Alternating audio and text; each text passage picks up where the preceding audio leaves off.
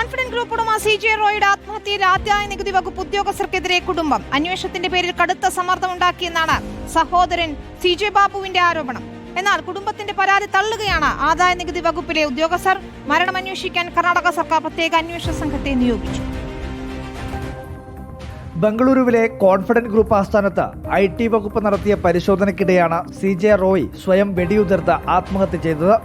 IT വകുപ്പിലെ ചില ഉദ്യോഗസ്ഥർ സൃഷ്ടിച്ച കടുത്ത സമ്മർദ്ദമാണ് ഇതിന് കാരണമെന്ന് കുടുംബം ആരോപിക്കുന്നു.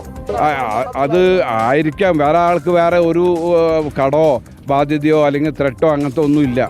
കോൺഫിഡന്റ് ഗ്രൂപ്പിന്റെ ഇന്ത്യയിലെ പ്രധാന ബിസിനസ് കേന്ദ്രം ബംഗളൂരുവിലായിരുന്നിട്ടും കൊച്ചി ആദായ നികുതി ഓഫീസിലെ ഉദ്യോഗസ്ഥർ പരിശോധനയ്ക്കെത്തിയതും കുടുംബം ദുരൂഹത സംശയിക്കുന്നു. അദ്ദേഹത്തിന് ആ സമയത്തുണ്ടായ ഒരു പ്രഷർ അതായിരിക്കും 100%. ഇത്രയും മെന്റലി സ്ട്രോങ് ആയിട്ടുള്ള ഒരു മനുഷ്യൻ ആ ഒരു തീരുമാനം അത് എടുക്കണമെങ്കിൽ വിശദമായ അന്വേഷണം ആവശ്യപ്പെട്ട് കോൺഫിഡന്റ് ഗ്രൂപ്പ് ബംഗളൂരുവിലെ അശോക് നഗർ പോലീസിൽ പരാതി നൽകി.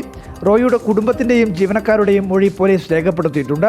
എന്നാൽ പരിശോധനയുടെ ഭാഗമായി ഒരു സമ്മർദ്ദവും ഉണ്ടാക്കിയിട്ടില്ലെന്നാണ് ആദായ നികുതി വകുപ്പിലെ ചില ഉദ്യോഗസ്ഥരുടെ വിശദീകരണം.